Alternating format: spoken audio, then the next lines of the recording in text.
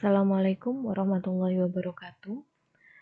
Hari ini kita masuk ke bab yang baru KD 3.3 yaitu tentang fluida statik. Apa itu fluida, apa itu fluida statik akan kita coba ulas satu persatu. Nah, kamu bisa cek di UKBMmu, kamu bisa baca sendiri untuk kompetensi dan indikator pencapaian yang perlu kamu tempuh di KD ini. Nah, kita langsung lanjut ke kegiatan pembelajaran. Sebelum masuk ke kegiatan pembelajaran, kita coba review lagi tentang pemahaman kita terkait zat-zat yang ada di alam.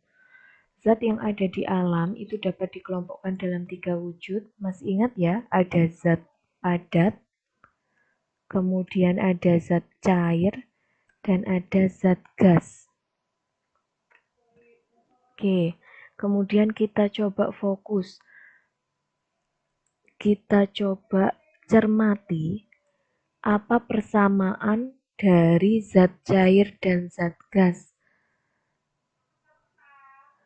Persamaan yang pertama, zat cair dan zat gas itu tidak memiliki bentuk yang tetap. Artinya, bentuk zat cair dan zat gas itu mengikuti bentuk wadah. Kemudian, sifat yang kedua, kaitannya dengan daya tembus. Oke, Novi tulis bentuknya mengikuti bentuk wadah. Kemudian kaitannya dengan daya tembus, ini zat cair dan zat gas mudah sekali untuk ditembus. Karena ikatan antar partikelnya sangat lemah. Kemudian yang terakhir, sifat yang terakhir itu adalah dapat mengalir. Nah, karena sifat yang ketiga inilah zat cair dan zat gas dikelompokkan ke dalam fluida. Jadi bisa kita tarik kesimpulan bahwa fluida itu adalah zat yang memiliki sifat dapat mengalir. Sementara untuk zat padat kan tidak bisa. Zat padat tidak memiliki sifat ini maka tidak tergolong ke dalam fluida. Nah, topik bahasan kita adalah fluida statik. Artinya, kita bicara fluida, yaitu bicara tentang zat cair dan gas, tapi dia statik, diam. Dia ada di suatu wadah tertentu, diam posisinya. Yang awalnya memiliki sifat dapat mengalir, untuk bahasan ini kita masih fokus di bahasan ketika zat itu atau fluidanya itu masih posisi diam. Nah, oke, kita masuk ke kegiatan belajar 1, kita akan belajar yang namanya tekanan hidrostatis dan tekanan mutlak. Kamu lihat di sini ada penjabaran kasus. Misalkan kita punya 1 liter air dan 1 liter minyak goreng. Ternyata setelah keduanya ditimbang, itu massa air 1 kilo. Sementara massa minyak 0,79. Ada selisih massa, tapi volumenya sama. Nah, ini kenapa bisa terjadi? Kita harus mikir berarti ada besaran lain yang mempengaruhi, yang mengkaitkan antara volume dengan massa, yaitu besaran massa jenis. Jadi bisa disimpulkan bahwa kalau di situ massa air, massa minyak beda, berarti terdapat perbedaan nilai antara massa jenis air dengan massa jenis minyak. Massa jenis air berbeda dengan minyak.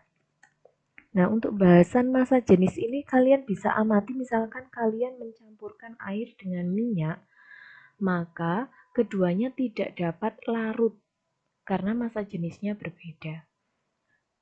Oke, dari sini kita bisa lihat atau kita bisa mendefinisikan bahwa massa jenis itu adalah perbandingan massa dengan volume. Kamu lihat di situ, kita bicara tentang massa dan kita bicara tentang volume. Oke, kalau kita tulis secara matematis berarti rho itu simbolnya massa jenis, dapat dicari dari massa per volume. Apa satuannya? Satuan massa. Apa satuan massa? Satuan massa itu kilogram. Satuannya volume itu meter kubik. Ini satuannya kilogram. Yang ini satuannya meter kubik. Berarti satuannya massa jenis itu adalah kilogram per meter kubik. Kamu bisa catat. Oke, kemudian kita lanjut ke besaran berikutnya yang ada kaitannya dengan fluida, yaitu tekanan. Oke, ada pendahuluan lagi. Pernahkah kakimu terinjak oleh seseorang? Nah, kira-kira lebih sakit mana saat kakimu diinjak oleh orang yang memakai sepatu hak tinggi atau sepatu biasa? Nah, tentu jawabannya adalah akan terasa lebih sakit ketika diinjak oleh orang yang memakai sepatu hak tinggi. Kaitannya sama ini. Lihat, ketika orang memakai sepatu biasa, maka penampang yang menempel atau yang menginjak kamu sebesar sepanjang ini. Sementara ketika hak tinggi, penampang yang menginjak kamu misalkan bagian depan berarti hanya ini, atau bagian belakang yang ini. Nah, ini kaitannya dengan besaran yang kita bahas, yaitu tekanan. Jawabannya yang ini tadi adalah lebih sakit ketika diinjak oleh orang yang memakai hak tinggi. Mengapa? Ya kaitannya dengan tekanan. Tekanan yang diberikan jauh lebih besar oleh hak daripada oleh sol sepatu yang ini. Oke, maka kita bisa mendefinisikan bahwa tekanan itu adalah perbandingan. Kamu lihat di sini tadi kita membahas tentang penampang. Penampang itu berarti luasan. Kemudian orangnya tentu bermassa, dia punya gaya. Nah, maka tekanan itu bisa diartikan sebagai gaya yang bekerja pada ini tadi, luasan permukaan tertentu atau luasan bidang tertentu. Nah, bisa kamu artikan. Atau kamu pakai kata-kata lain boleh. Intinya adalah kaitannya gaya dengan luasan. Atau bisa kita tulis secara matematis bahwa P itu adalah F per A. Gaya persatuan luas. Apa satuan gaya? Newton. Satuan luas meter kuadrat. Nah, maka satuan tekanan adalah Newton per meter kuadrat. Oke, ini direvisi. Newton per meter kuadrat.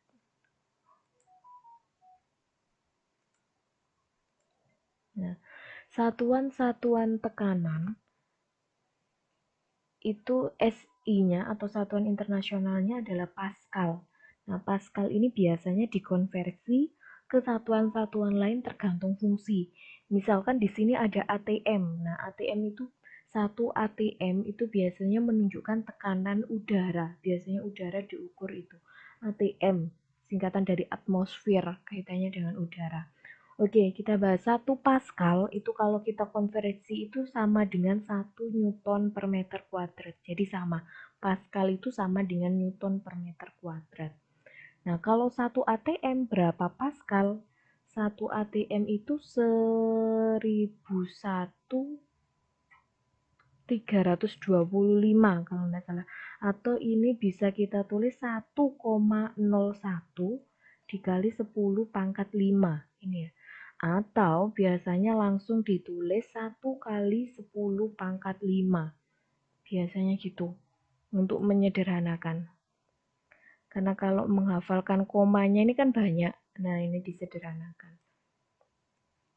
Jadi 1 ATM itu 1 kali 10 pangkat 5 Pascal atau 1 kali 10 pangkat 5 Newton per meter kuadrat. Nah, kemudian ada lagi satuannya adalah bar. 1 bar. 1 bar itu sama dengan 1 ATM. Sama dengan 1 kali 10 pangkat 5 Pascal.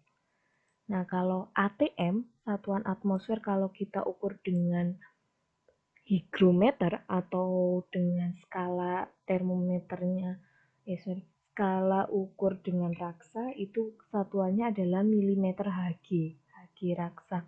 Ini nilainya 1 ATM itu 760 mm Hg. Ada juga yang menyebut 760 cm Hg. Tuh, itu untuk konversinya. Oke, sekarang coba langkah selanjutnya kalian amati fenomena ini. Ya, ini sering sekali apalagi seperti sekarang ya, sudah mulai masuk musim penghujan, maka akan sering terdengar berita-berita tentang ini. Misalkan ada bendungan jebol karena ada aliran air yang deras akibat hujan. Nah, kalau kamu amati yang paling parah kerusakannya itu adalah bagian bawah. Kira-kira kenapa? Kamu perhatikan di sini, yang paling parah atau yang jebol duluan itu mesti yang bagian bawah. Sementara bagian atas masih aman. Nah, berarti ini kaitannya dengan tekanan airnya. Kalau yang atas aman, yang bawah rusak, berarti tekanan yang bawah kan lebih besar. Nah, jadi kaitannya tekanan. Tekanan siapa ya? Tekanan airnya. Tekanan air di bagian bawah bendungan itu lebih besar daripada tekanan yang di atas. Nah, solusinya gimana? Akhirnya setiap kali membangun bendungan atau waduk, bagian bendungan yang bawah itu mesti dibuat lebih kokoh atau lebih tebal. Supaya ini bisa mengatasi nilai tekanan yang lebih besar itu tadi. Supaya tidak mudah jebol. Nah, yang kita bahas tadi, kalau ada perbedaan nilai tekanan air, nah itu sebenarnya kita sudah masuk ke bab yang akan jadi bahasan kita, yaitu tekanan hidrostatis, tekanan fluida, atau tekanan zat cair. Nah, sebelumnya coba kita amati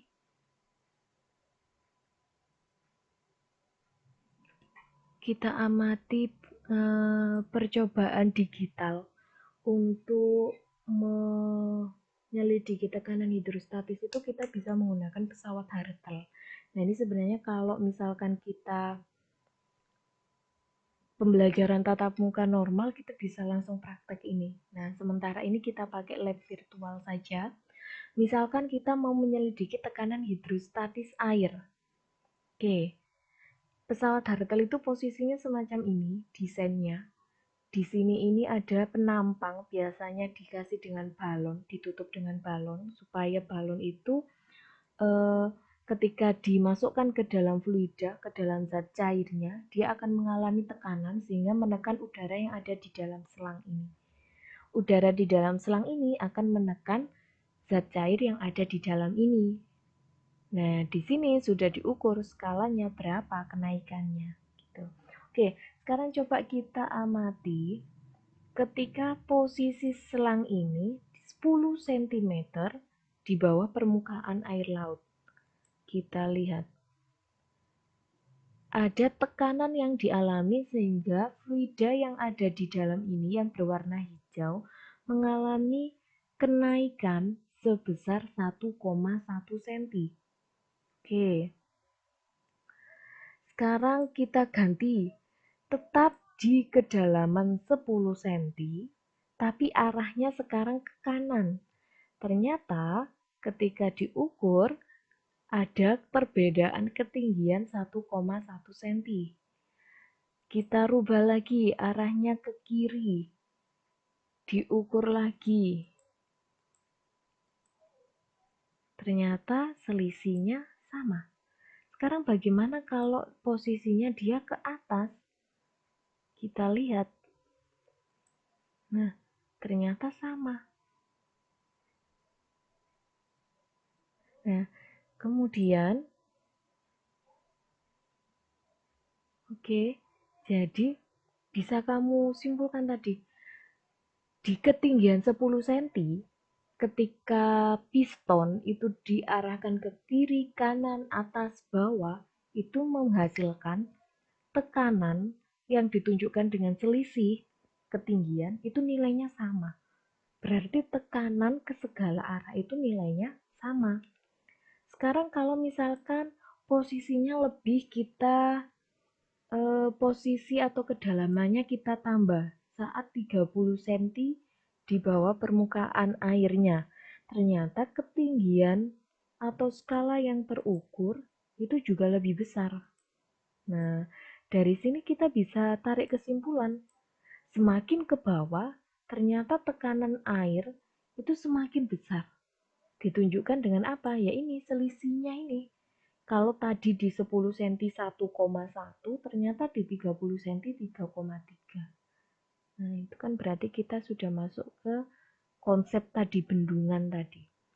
Oke, sekarang kalau misalkan kita ubah zat cairnya dari air ke minyak. Kita lihat di kedalaman yang sama 10 cm. Kita lihat berapa perbedaan atau selisih ketinggiannya. Ternyata selisih ketinggiannya adalah 0,7. Oke. Sekarang kalau misalkan diarahkan ke kanan, selisihnya adalah 0,7. Nah, oke, sekarang kita bandingkan lagi dengan hasil yang tadi. Ketika fluidanya adalah berupa air, berbeda di kedalaman 10, selisihnya 1,1. Ketika kita menggunakan minyak, ternyata selisihnya 0,7. Nah, berarti ini kan ada kaitannya dengan jenis fluidanya. Ada kaitan dengan kedalaman, ada kaitan dengan jenis fluida. Oke, supaya lebih paham, coba kita lengkapi ini. Pada kedalaman yang sama, tekanan fluida menyebar ke segala arah dengan besar yang sama. Kita sudah membuktikan tadi. Sekarang, kaitannya tekanan fluida dengan kedalaman. Semakin dalam, tadi selisihnya semakin besar. Berarti tekanan fluida itu sebanding dengan kedalaman. Kemudian, pada kedalaman yang sama, tapi jenis fluidanya berbeda. Bagaimana tekanannya? Tekanannya juga berbeda. Tadi kita sudah membuktikan selisihnya juga beda. Oke, bagaimana kaitannya tekanan dengan kerapatan atau dengan massa jenis? Itu nilainya ya sebanding. Semakin besar massa jenis, berarti tekanannya semakin besar. Air dengan minyak, massa jenis air berapa? Massa jenis minyak berapa? Lebih besar air. Maka tekanan yang ada di air itu lebih besar, ditunjukkan dengan nilai tadi. Oke, maka bisa kita kesimpulkan apa itu tekanan hidrostatis dari percobaan yang tadi. Tekanan hidrostatis itu tekanan yang ada pada fluida. Penyebabnya apa? Kamu lihat tadi posisi 10, posisi 30 itu kan kaitannya dengan kedalaman piston. Nah, sekarang coba fokuskan di fluidanya. Misalkan ini. Ketika di posisi X, fluida yang berada di atasnya X itu kan ini. Sebanyak ini. Sebanyak yang Bu Novi arsir kuning. Nah, fluida sebanyak ini jelas punya massa, punya gaya berat. Nah, maka X itu atau di titik X itu akan mengalami tekanan hidrostatis akibat pengaruh dari fluida yang ada di atasnya. Jadi bisa kita artikan bahwa tekanan hidrostatis itu adalah tekanan pada fluida akibat atau yang diakibatkan oleh berat fluida itu sendiri. Tidak ada gaya luar yang bekerja. Kita belum membahas ada gaya luar. Nah, kenapa kita tidak membahas ini? Nah, misalkan kita asumsikan wadahnya tertutup, berarti kan tidak ada gaya luar yang bekerja di situ. Kalau misalkan wadahnya tidak tertutup, berarti ada yang namanya tekanan dari luar, yaitu tekanan udara. Nah, nanti kita bahas. Oke, tadi tekanan pada fluida yang diakibatkan oleh berat. Oke, sementara kita tahu tekanan itu adalah F per H. Kita bicara tekanan hidrostatis, maka simbolnya adalah pH. F per A itu simbolnya tekanan. Tekanan hidrostatis dengan tekanan itu sebenarnya sama. Makanya kita jabarkan, barangkali kita bisa memunculkan bentuk persamaan yang lain. Oke, F per A. Tadi kita simpulkan bahwa F-nya gayanya adalah berupa gaya berat. Benar ya? W per A. Sementara kita tahu untuk mencari W itu adalah massa kalikan gravitasi. Kemudian kita lihat lagi persamaannya massa jenis. Massa jenis itu M per V. Atau kalau mau kita rubah, M itu berarti rho dikalikan V. Nah, V-nya dilihat di sini. V-nya ini kan berupa bentuk bangun berupa tabung ya. Volume tabung itu kan luas alas dikali tinggi. Tingginya adalah H. Luasnya adalah A. Maka V ini bisa kita ganti jadi AH. Oke. Yes, nyambung. Sekarang balik lagi ke persamaan yang atas. Persamaan yang atas kita rubah. W tadi kita rubah jadi M. G kita sudah jabarkan. Kemudian yang A tetap. M-nya kita rubah. Kita sudah punya tadi M itu sama dengan rho AH. Rho AH dikali G. Dibagi dengan A. A-nya sama-sama dicoret. Maka pH itu rho, sisa rho, H, dan G. Nah, maka tekanan hidrostatis itu disimpulkan ini persamaannya. Rho Hg atau rho GH boleh. Ingat-ingat ya, tekanan hidrostatis itu rho GH. Nah, seperti itu. Oke. Nah, fokusnya kita tadi bahasanya adalah ketika wadahnya tertutup. Ketika wadahnya terbuka, maka akan ada yang namanya tekanan udara luar. Tekanan udara luar itu biasanya disimbolkan oleh P0. Maka tekanan yang dialami atau tekanan yang ada pada satu posisi itu disebutnya tekanan total atau tekanan mutlak. Dipengaruhi oleh tekanan udara, juga dipengaruhi oleh tekanan hidrostatis.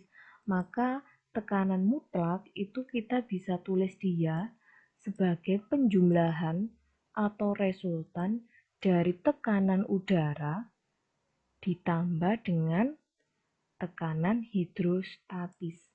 Tekanan udaranya berapa? Tergantung pada posisi. Tekanan udara paling besar di permukaan bumi itu, tekanan udara terbesar itu adalah di permukaan laut. Di laut manapun, tekanannya sama di permukaannya, yaitu 1 atm. Semakin tinggi posisi terhadap permukaan air laut, maka tekanannya semakin rendah. Nah, ini nanti ada kaitannya juga kenapa ketinggian suatu tempat itu mesti diukur dari permukaan laut. Misalkan ketinggian gunung, dinyatakan misalkan ketinggiannya Semeru 4000 mdpl, 4000 meter di atas permukaan laut. Nah, ini kaitannya sama tekanan mutlak itu tadi. Sama tekanan udara. Tuh. Oke. Sekarang kita fokus ke sini. Kita coba jabarkan lagi bagaimana bunyinya hukum utama hidrostatis. Hukum utama hidrostatis ini menjelaskan tentang nilai tekanan hidrostatis pada sembarang titik yang kedalamannya sama. Atau kita tuliskan, hukum utama hidrostatis itu menjelaskan tentang tekanan hidrostatis pada sembarang titik ya, karena kita simbolkan di situ dia titik, pada sembarang titik pada bidang mendatar. Dilihat posisinya mendatar, kemudian posisinya sembarang titik pada bidang mendatar sejenis zat atau tekan pada sembarang titik pada bidang mendatar dan seimbang ya, kalau gerak-gerak belum bisa kita definisikan, itu nilainya sama, bernilai sama.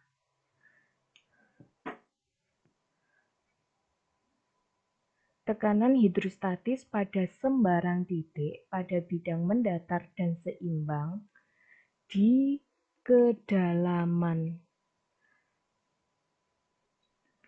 yang sama, nilainya sama. Jadi ada 3 syarat tekanan hidrostatis dikatakan sama, itu jika bidangnya mendatar, berada dalam posisi seimbang, kemudian kedalamannya sama. Makanya di sini titik A, B, C, D untuk menyatakan dia ada di kedalaman yang sama itu ditarik garis merah ini. Gitu. Intinya itu menjelaskan tentang tadi sifatnya tekanan hidrostatis. Kita masuk ke sini, penerapan konsep. Nah, bagaimana kalau fluida yang ada di dalam suatu wadah itu berupa gabungan? Misalkan ini ada 2 jenis fluida. Kembali lagi contohnya misalkan minyak dan air. Berapa tekanan hidrostatis dia di dasar bejana? Nah, di dasar bejana itu mengalami tekanan hidrostatis dari fluida 1, juga mengalami tekanan hidrostatis dari fluida 2. Maka kalau kita diminta menghitung berapa nilai tekanan hidrostatisnya, ya tinggal kita jumlah saja. Untuk mencari ini berarti, untuk mencari pH total, itu kita hitung dari P tekanan hidrostatis fluida 1, kamu jumlah dengan tekanan hidrostatisnya fluida 2.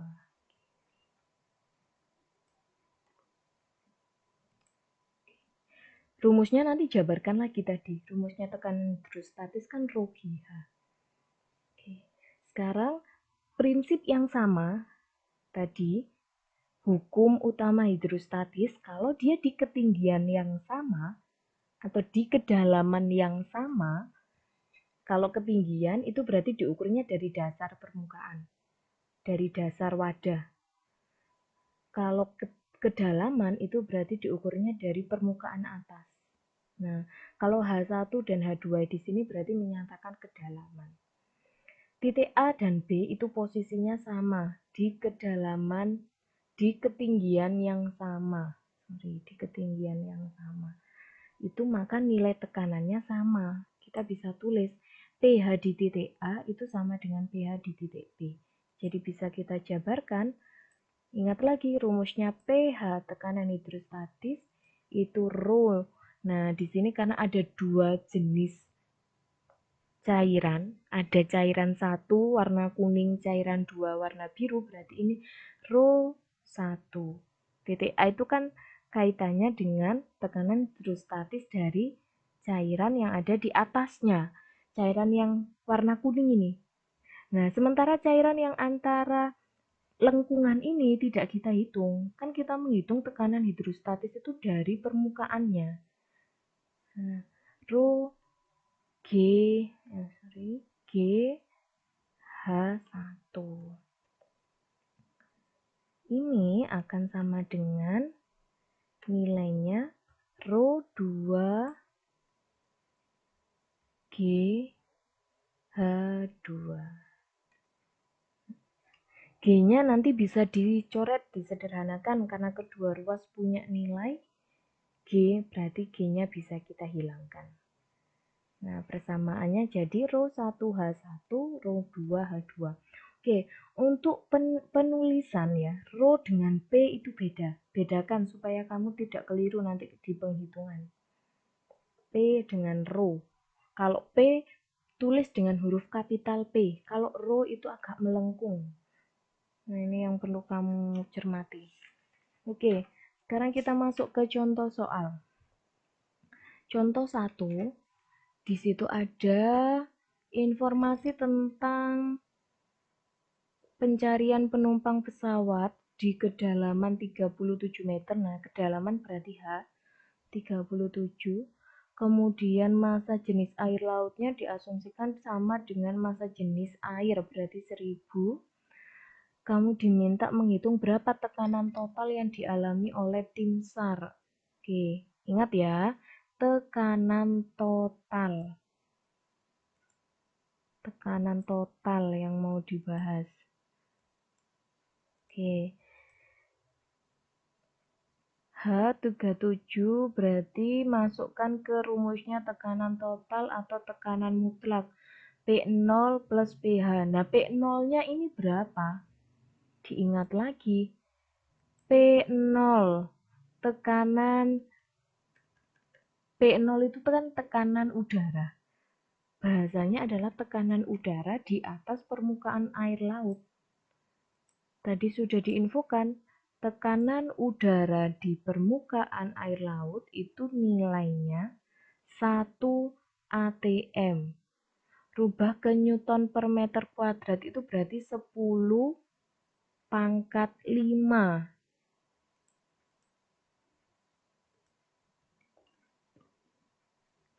Pangkat 5 Newton per meter kuadrat.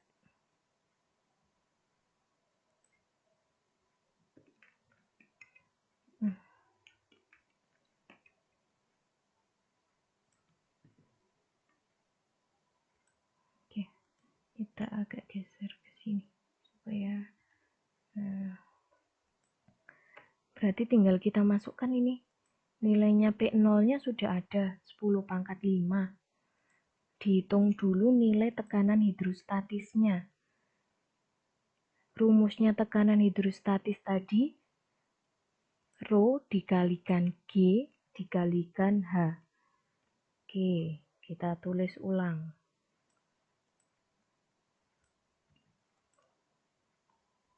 Rho-nya 1000.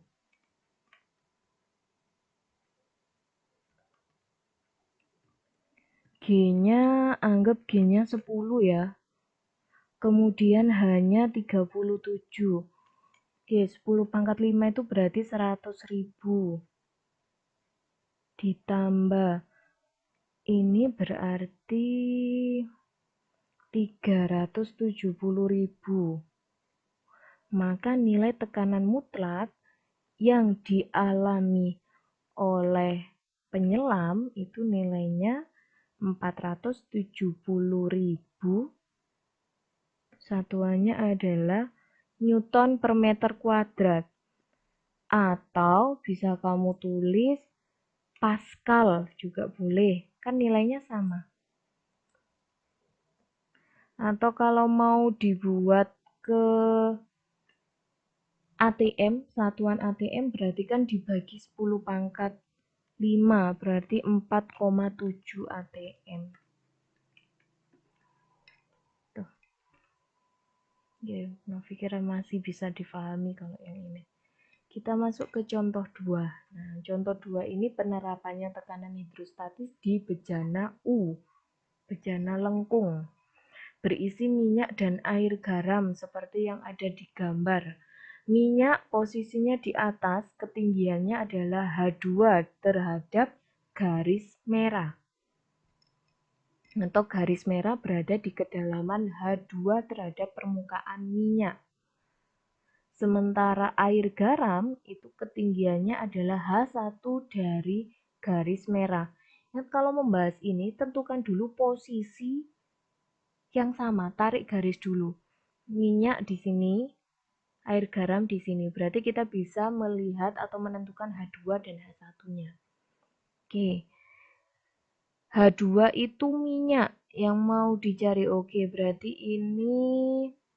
ini salah indeks ya, ini harusnya row 2, row-nya minyak. Kemudian ini harusnya H1 ini 10, oh sorry, H1 7 benar. Ini H2 ini harusnya ya benar. 7 cm rubah ke meter berarti 0,07. Benar ya, 0,07. Kemudian H2 10 cm rubah ke meter berarti 0,1 meter. Kemudian row 2 nya 900 kg per meter kubik.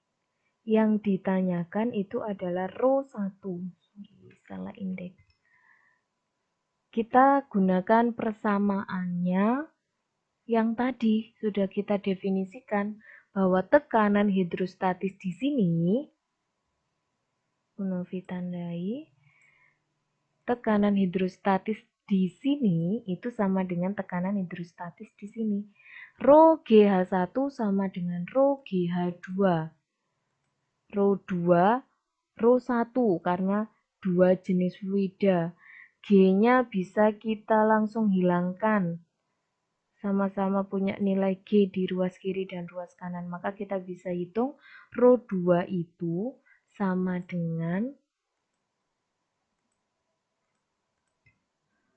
rho 1H1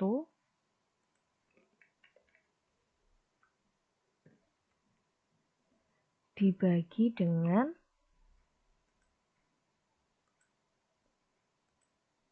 H2. Oke, kita masukkan nilainya. Rho 1-nya 900 dikalikan dengan H1-nya 0,1 dibagi H2-nya 0,07. Berarti 900 1000 dibagi 7 itu berarti sekitar 1200. Berapa hitungannya ya? Pasnya 1285,7. Satuannya massa jenis kilogram per meter kubik. Jangan lupa satuan. Nah, sudah. Itu nilai massa jenis dari air garam. Makanya kenapa kalau di sini di pipa U ditunjukkan minyaknya di atas, air garamnya di bawah. Itu karena massa jenisnya air garam lebih besar daripada massa jenisnya minyak. Kalau misalkan 2 ini ditambah air, nah massa jenisnya air itu 1000. Berarti posisinya minyak, air, baru air garam. Gitu. Oke. Sekarang sudah habis. Ini sudah masuk kegiatan ayo berlatih. Oke. Untuk penjelasan hari ini cukup sampai ini. Bahasan tentang contoh soal tekanan hidrostatis. Kemudian untuk kegiatan selanjutnya silakan cek informasi di Google Classroom. Bu Novi akhiri, terima kasih. Wassalamualaikum warahmatullahi wabarakatuh.